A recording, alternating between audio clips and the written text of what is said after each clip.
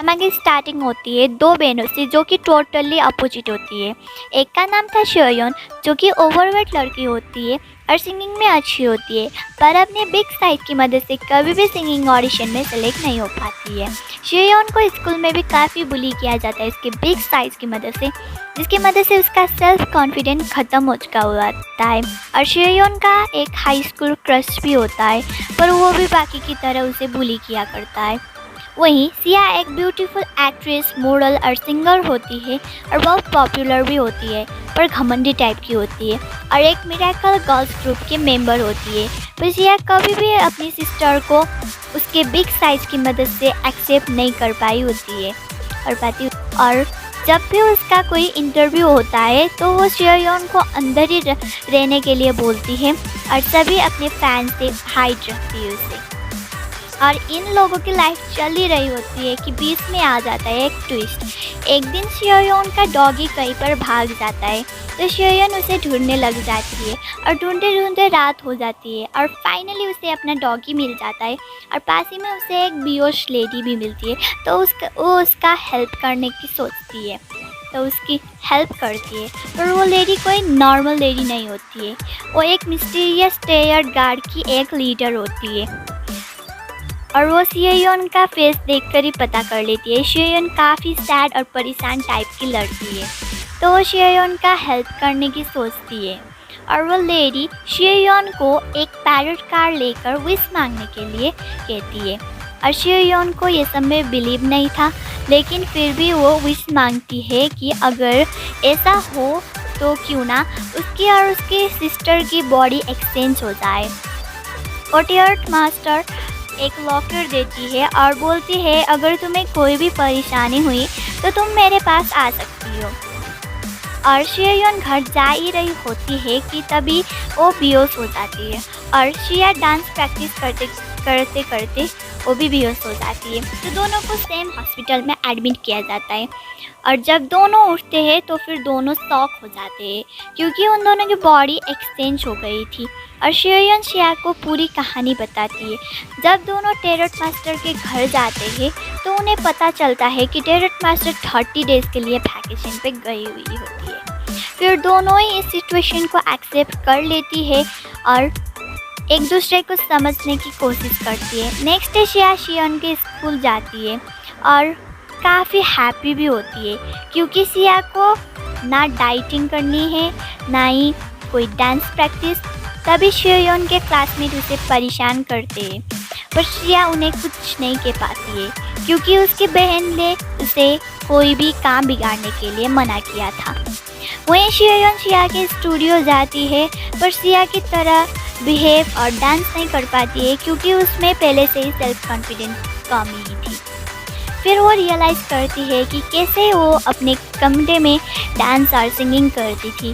फिर वो अपने अंदर कॉन्फिडेंस ले आती है और अच्छे से सिंगिंग और डांस करती है।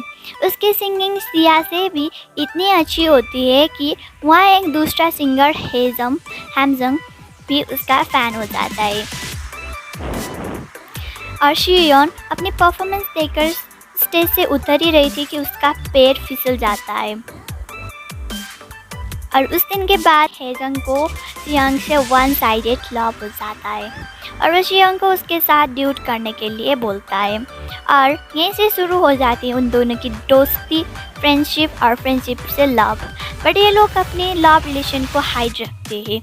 वहीं शियांग को अपनी सिस्टर की सीक्रेट राइटिंग मिलती है जिसमें लिखा होता है कि कैसे उसके सारे क्लासमेट इंक्लूडिंग उसका हाई स्कूल क्रश भी कैसे उसका मजाक उड़ाते हैं। फिर शिया अपनी सिस्टर का बदला लेने का डिसाइड करती है और उन सब के लुक्स को लेकर इंसल्ट मारती है और शियन के हाई क्रश का भी क्लास लगा देती है। बस फिर देखते ही देखते शिया शियन के स्कूल में फेमस हो जाती है। सब उसकी डांसिंग के फ़ैन हो जाते हैं। शियन के इस चेंज बिहेवियर को देख के उसका क्रश उसे लाइक करने लग जाता है। इसे भी शियन उस मैजिक इसी बीच शियोन को उस मैजिक लॉकेट से रिलेटेड एक बात पता चलती है कि जब भी वो कोई विश मांगती है और वो पूरा हो जाता है तो किसी ना किसी के साथ कुछ ना कुछ पूरा होता ही है। मतलब किसी का एक्सीडेंट हो जाता है या तो फिर कोई स्टेज से गिर जाता है। मतलब हर एक विश की कोई ना कोई कीमत होती है, किसी के साथ पूरा होना। इसी बीच हैमसंग अपना एल्बम सॉन्ग रिलीज़ करता है, लेकिन उसके सॉन्ग के कुछ वर्ड्स और म्यूजिक किसी और सिंगर के सॉन्ग से मैच हो जाता है, जिसकी मदद से सब लोग हैमसंग को चीटर समझते हैं और हैमसंग बहुत परेशान हो जाता है और अपने आप को एक रूम में बंद कर लेता है। और शियोन को ये सब बात पता चलने के बाद हैमसंग की चिंता होती है और शियोंग हैमसंग से मिलती है और उसे उसके साथ एक न्यू सॉन्ग क्रिएट करने के लिए बोलती है। फिर वो दोनों मिलकर एक ब्यूटीफुल सॉन्ग रिकॉर्ड करते हैं। तभी जब वो लोग रोड पे चल रहे थे कि कोई रिपोर्टर उन दोनों की पिक ले लेता है और उन लोगों की लव रिलेशन के बारे में सबको पता चल जाता है। फिर जब ये बात शियोन को पता चल जाता है तो वो दोनों के बीच फाइटिंग हो जाती है कि तभी हैमसंग आकर दोनों को रोककर शिया को धक्का दे देता है। हैमसंग को लगता है कि ये उसकी क्रेजी फ़ैन होगी जो कि उसके बारे में सुन के ये सब कर रही है। और शियोन बहुत परेशान हो जाती है और टैरोट मास्टर के घर जाती है, जहाँ पर उसे टैरोट मास्टर की बेटी मिलती है जो कि शियोन को बताती है कि उसकी मॉम थोड़ी बीमार है तो समय के बाद आएगी, तो तुम मुझे अपनी प्रॉब्लम बता सकती हो। तो शियोन उसे बताती है कि उसे पहले जैसा होना है। तो टैरोट मास्टर की बेटी बताती है कि तुम्हें सच्चे दिल से उसी लॉकेट से विश मांगनी होगी कि सब पहले जैसा हो जाए तो सब नॉर्मल हो जाएगा।